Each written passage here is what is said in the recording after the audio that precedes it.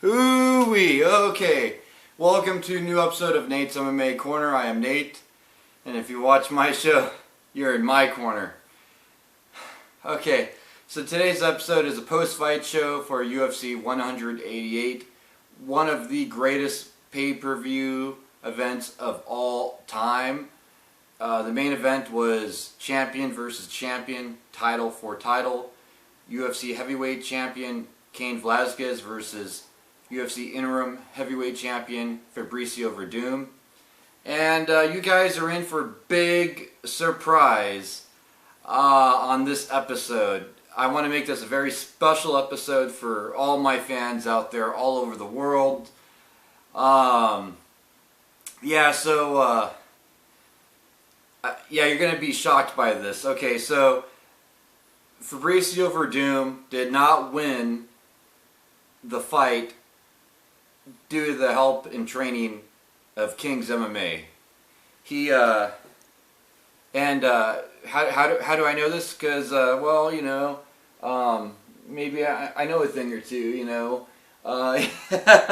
Anyways, the way he really won is he read the book, Mixed Martial Arts for Dummies, by Frank Shamrock,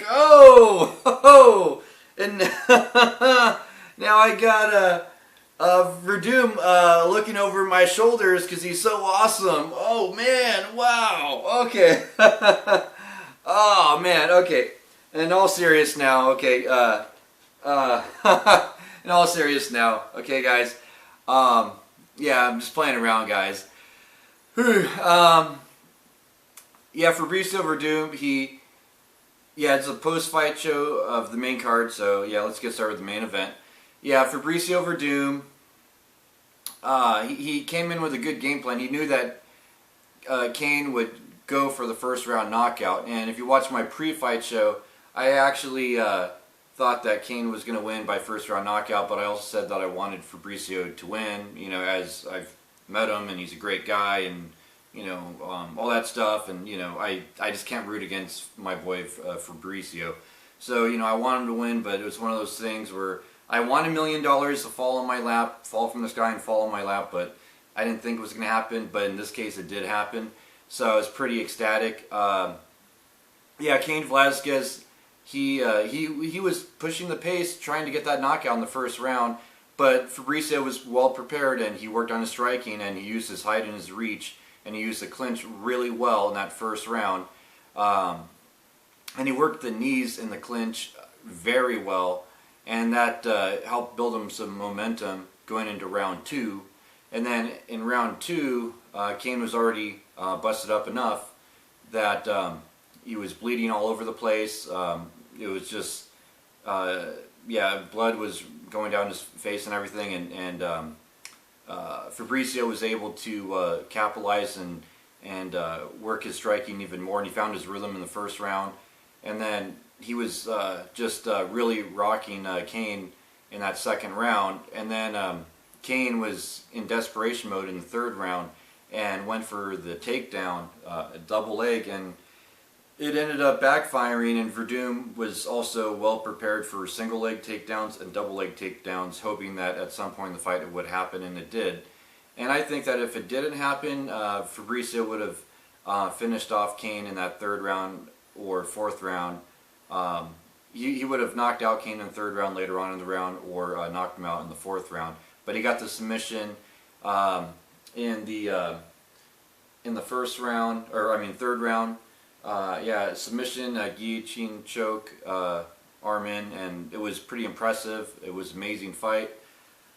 So Fabricio is now basically a two-time UFC heavyweight champ. He won the interim belt fighting the interim heavyweight championship of the world, beating out Mark Hunt in the second round by knockout, and then now this Cain's belt, third round submission. So good job, Fabricio Werdum. Love you, man. Love you, man. I'll probably see you again one of these days. I've just been busy lately.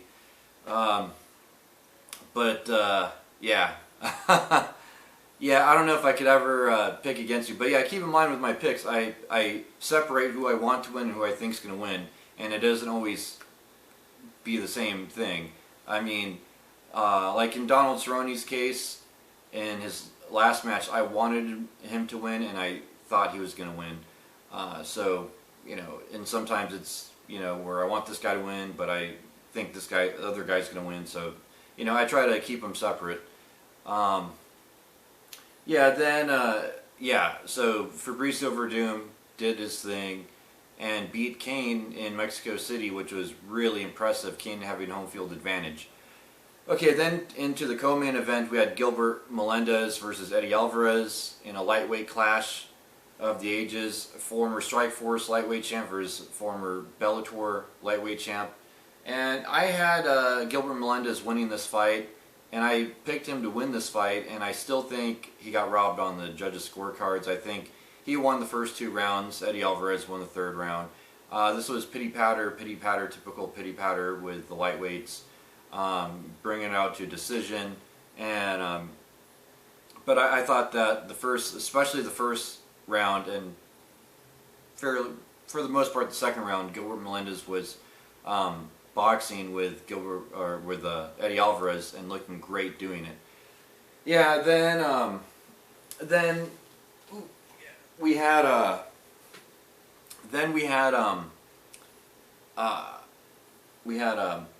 Yes, so we had a split decision there, and a lot of people were shocked and a lot of people were booing. I would imagine a lot of the fans were rooting for Gilbert Melendez in this fight. I was rooting for Gilbert Melendez. I've always been a big fan of him. His wars with Josh Thompson, and me being a Michael Chandler fan, just the whole thing is like, it's like Eddie Alvarez is talented, but he beat Michael Chandler, and one of them was a controversial decision, and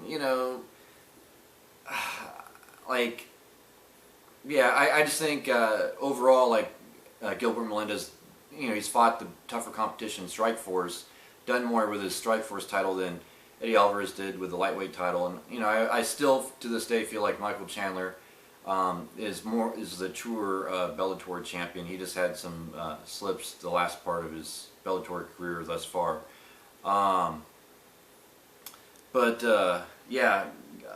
It was for the most part a stand-up war, and Gilbert won. Eddie Alvarez won, and I would say Eddie Alvarez is 2 or 3 wins away from a title shot at this point. Also on the main card, we had Kelvin Gastelum versus Nate Marquardt, and this fight, I pretty much had it going, well, Kelvin Gastelum, he needs a win to really stay relevant in his UFC career, and Nate Marquardt needs a win to save his career or retire if he loses this fight. And I want Nate Marquardt to retire. He's one of my favorite fighters. Nate, if you're watching this, please retire. You put on a lot of great fights. You've done a lot with your career. You were Strikeforce champion. You're getting up there in age, and I just don't want to see anything bad happen to you, bro.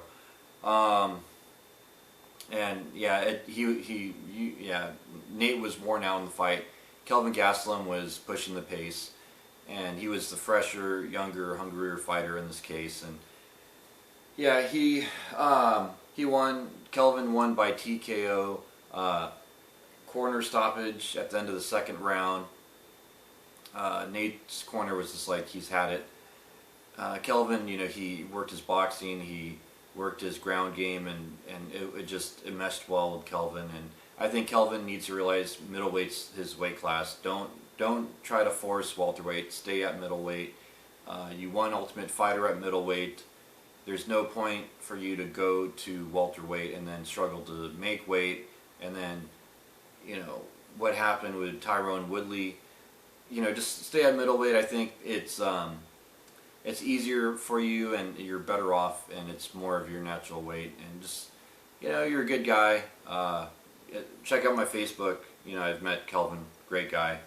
There's pictures with me and him on my Facebook page. Yeah, so yeah, Kelvin, he mixed things up both of those rounds, and he just rocked and beat Nate Marquardt. Yeah, then also on the main card we had a featherweight clash with Yair Rodriguez and Charles Rosa. Yeah, this fight went split decision. Yair Rodriguez, he was doing more. He was throwing the flashier punches and kicks, and Charles Rosa was struggling to keep up and wasn't able to do much anywhere. Yair Rodriguez, he's talented. I think people overreacted to this match. It wasn't like there was a Showtime kick where Anthony Pettis, knocked down Benson Henderson. People made it out to be like that, but it wasn't, the worst fight of all time. But it had some fun moments.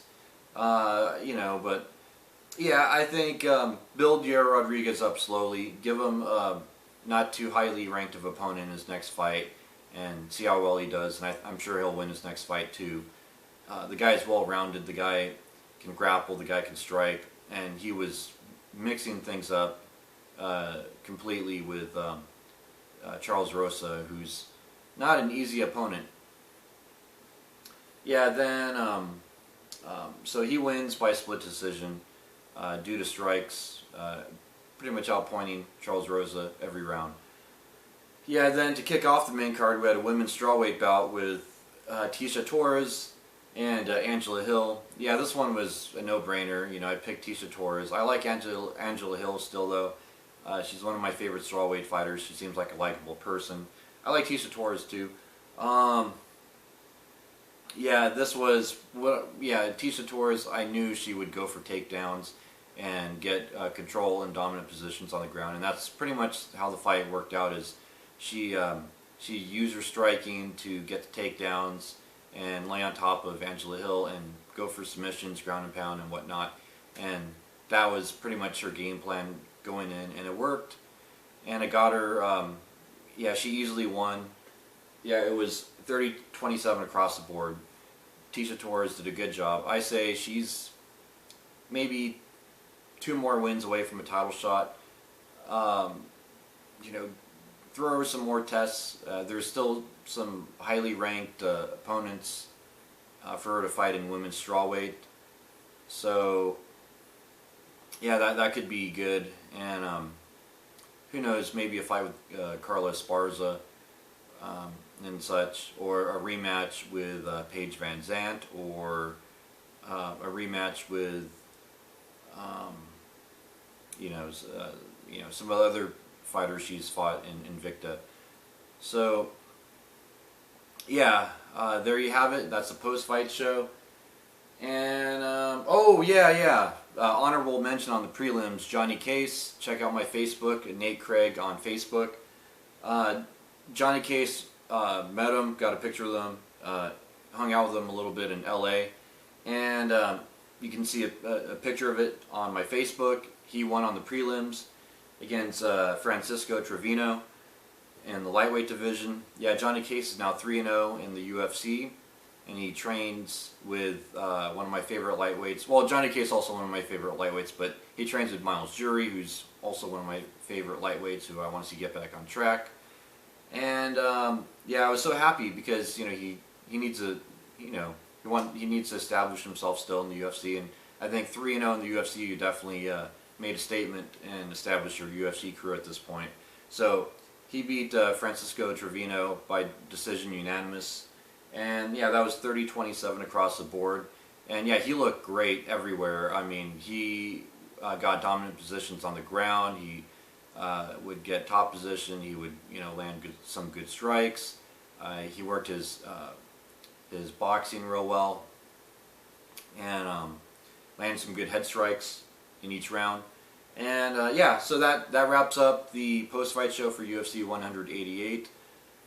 Stay tuned for my next episode, which will be UFC Fight Night exclusively on Fight Pass.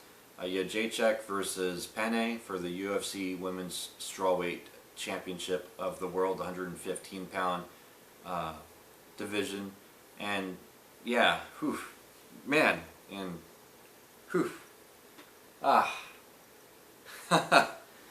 And yeah, ooh, thank you, Fabricio. So yeah, until then, see ya.